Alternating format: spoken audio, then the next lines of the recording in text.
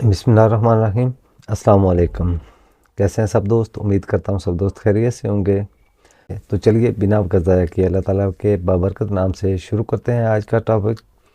आज का जो हमारा टॉपिक है वो ये है कि stages of a criminal case, फौजदारी मुकदमा के मराहिल, एफआईआर से लेके फ़ैसला तक मुकदमा के क्या क्या मराहिल होते हैं। सबसे पहले किसी भी वक़ुआ की एफआईआर दर्ज होती है। जब भी कोई जुर्म होता है तो सबसे पहले पुलिस को इत्तला दी जाती है कि अगर वो जुर्म काबिल दस्तअंदाज़ी हो तो पुलिस ज़ाब्ता फ़ौजदारी की दफ़ा 154 के तहत एफआईआर दर्ज करती है। काबिल दस्तअंदाज़ी जुर्म वो होते हैं जिनमें पुलिस किसी भी मुलज़म को बग़ैर वारंट के गिरफ़्तार कर सकती है। एफआईआर का मकसद फ़ौजदारी कानून को हरकत में लाना होता है। अगर पुलिस एफआईआर दर्ज ना करे तो पुलिस के इस अमल के ख़िलाफ़ आप डीएसपी या एसपी को दरख्वास्त दे सकते हैं। अगर फिर भी एफआईआर दर्ज नहीं की जाती तो जस्टिस ऑफ पीस के पास पिटीशन दायर की जाती है। ये पिटीशन ज़ाब्ता फ़ौजदारी की दफ़ा 22A और 22B के तहत दायर की जाती है। जस्टिस ऑफ पीस के इख्तियारात सेशन जजेस के पास होते हैं। मतलब ये कि ये दरख्वास्त सेशन जज के पास दायर की जाएगी और वो पुलिस को डायरेक्ट करेगा कि इस वक़ुआ की एफआईआर दर्ज करे। इसके अलावा आपके पास इस्तग़ासा यानी प्राइवेट कंप्लेंट का रास्ता भी हर वक्त मौजूद रहता है। किसी भी जुर्म चाहे वो काबिल दस्तअंदाज़ी पुलिस हो या ना हो के मुतल्लक़ इलाका मजिस्ट्रेट को दरख्वास्त दी जा सकती है। ज़मानत क़ब्ल अज़ गिरफ़्तारी, अगला मरहला आता है ज़मानत का। ज़मानत क़ब्ल अज़ गिरफ़्तारी, एफआईआर दर्ज हो जाने के बाद अगर कोई शख्स समझता है कि उसे जानबूझकर एफआईआर में नामज़द किया गया है और वो बेगुनाह है तो वो ज़ाब्ता फ़ौजदारी की दफ़ा 498 के तहत सेशन कोर्ट में ज़मानत क़ब्ल अज़ गिरफ़्तारी के लिए दरख्वास्त दायर कर सकता है। गिरफ़्तार होने से बच सकता है, दरख्वास्त दायर कर सकता है और गिरफ़्तार होने से बच सकता है। तफ्तीश, अगला मरहला तफ्तीश का आता है। एफआईआर दर्ज हो जाने के बाद पुलिस दफ़ा 156 के तहत उसके मुतल्लिक़ तफ्तीश शुरू करती है। जाए वक़ुआ पर जाकर सबूत इकट्ठे करती है। दफ़ा 161 के तहत गवाहों के बयान रिकॉर्ड किए जाते हैं। मुल्ज़मान की गिरफ़्तारी, अगला मरहला मुल्ज़मान की गिरफ़्तारी का आता है। पुलिस के पास इख्तियार है कि वो दौरान तफ्तीश काबिल ज़मानत या नाकाबिल ज़मानत केस में मुल्ज़मान को गिरफ़्तार करे। इसके अलावा दफ़ा 169 के तहत पुलिस के पास इख्तियार है कि वो किसी भी मुल्ज़म को बेगुनाह पाकर छोड़ भी सकती है। मजिस्ट्रेट के सामने पेशी, तफ्तीश के दौरान पुलिस 24 घंटों के अंदर गिरफ़्तार शुदा मुल्ज़मान को इलाका मजिस्ट्रेट के रूबरू पेश करने की पाबंद होती है। जब पुलिस गिरफ़्तार मुल्ज़मान को मजिस्ट्रेट के सामने पेश करती है तो उस वक़्त तक की गई तफ्तीश भी मजिस्ट्रेट के सामने पेश करनी होती है पुलिस ने। और अगर 24 घंटों में तफ्तीश मुकम्मल ना की गई हो तो मुल्ज़म के जिस्मानी या जुडिशल रिमांड की दरख्वास्त दी जाती है और दूसरी जानब मजिस्ट्रेट के सामने पेशी पर मुल्ज़म ज़मानत बाज़द गिरफ़्तारी के लिए दरख्वास्त दे सकता है। रिमांड दो तरह का होता है। जब पुलिस ने मुल्ज़म से कोई बरामदगी करनी होती है तो वो दफ़ा 167 के तहत जिस्मानी रिमांड की दरख्वास्त करती है कि मुल्ज़म को वापस पुलिस के हवाले किया जाए। अगर पुलिस को मुल्ज़म की हिरासत की ज़रूरत ना हो तो वो दफ़ा 344 के तहत जुडिशल रिमांड की दरख्वास्त करती है। ज़ाब्ता फ़ौजदारी की दफ़ा 167 के तहत जिस्मानी रिमांड की ज़्यादा से ज़्यादा मियाद 15 दिन है, लेकिन मजिस्ट्रेट कभी भी 15 दिन का रिमांड एक साथ नहीं देता बल्कि 2-2 या 4-4 दिन का रिमांड जिस्मानी दिया जाता है। मिसाल के तौर पर अब अगर 2 दिन का रिमांड दिया गया हो तो पुलिस उस शख्स को 2 दिन के बाद दोबारा मजिस्ट्रेट के सामने पेश करेगी और इस दौरान जो भी तफ्तीश की होती है वो मजिस्ट्रेट के सामने रखी जाती है। दोबारा से रिमांड के लिए दरख्वास्त दी जाती है। इस तरह वक्फे से मजिस्ट्रेट टोटल 15 दिन का जिस्मानी रिमांड दे सकता है पुलिस को। लेकिन अगर रिमांड की दरख्वास्त देते वक्त मजिस्ट्रेट को लगे कि पुलिस ने कोई ख़ास तफ्तीश नहीं की तो मजिस्ट्रेट मज़ीद जिस्मानी रिमांड नहीं देता बल्कि मुल्ज़म को जुडिशल रिमांड पर जेल भेज देता है। उसके बाद अगला मरहला आता है कि ज़मानत बाद अज़ गिरफ़्तारी, बेल आफ्टर अरेस्ट। हम देखते हैं कि FIR दर्ज हो गई, मुलज़म गिरफ्तार हो गया और हमने 24 घंटे के अंदर अंदर उसको मजिस्ट्रेट के सामने पेश किया।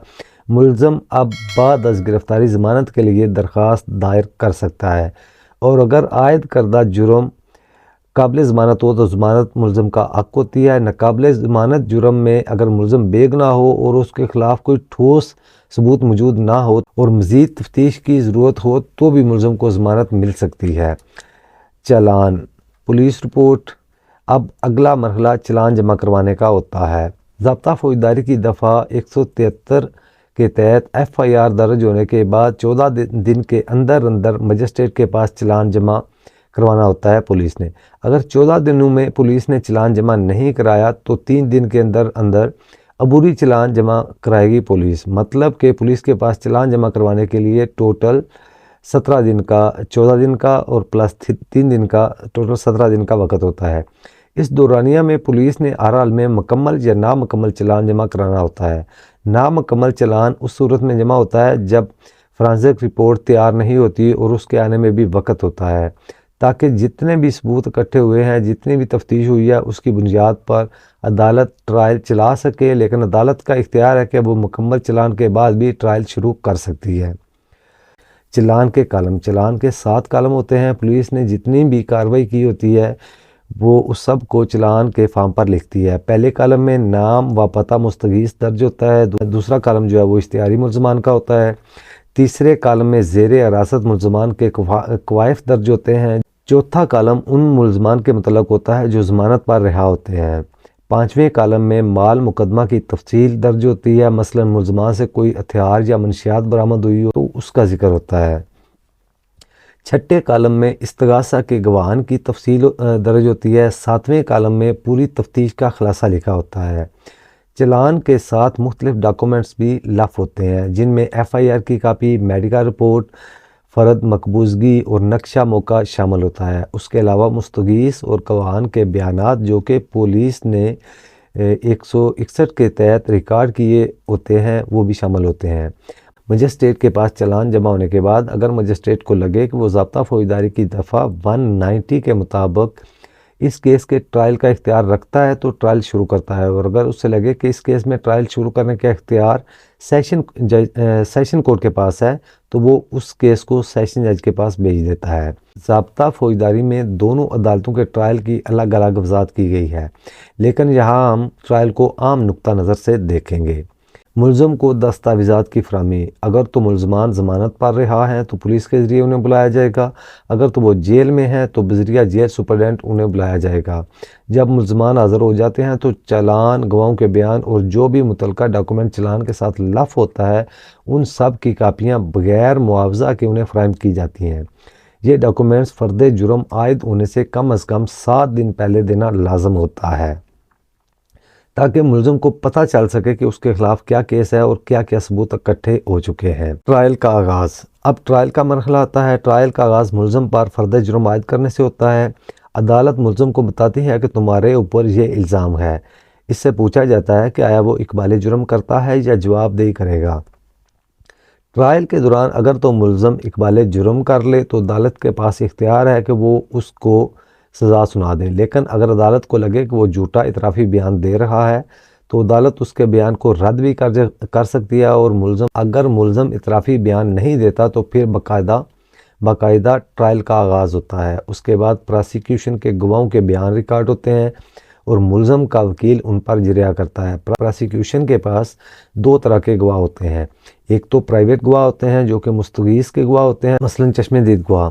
दूसरे पुलिस के गवाह होते हैं जैसा कि FIR दर्ज करने वाला पुलिस ऑफिसर। जब प्रोसिक्यूशन के गवाह के बयानात रिकॉर्ड हो जाते हैं तो उसके बाद मुलज़म का 342 का बयान रिकॉर्ड किया जाता है जो कि हर हाल में लाजम है। मुलज़म से मुख्तलिफ सवाल पूछे जाते हैं। मसलन उससे पूछा जाता है कि आपके ख़िलाफ़ ये केस क्यों बनाया गया, ये गवाह आपके ख़िलाफ़ गवाही क्यों दे रहा है। मुलज़म उन सवालों के अमूमन यही जवाब देता है कि मेरे ख़िलाफ़ झूठा मुकदमा बनाया गया, मैं बेगुनाह हूँ। इसके अलावा मुलज़म से पूछा जाता है कि क्या वो अपनी सफाई में कोई डॉक्यूमेंट या कोई गवाह पेश करना चाहता है।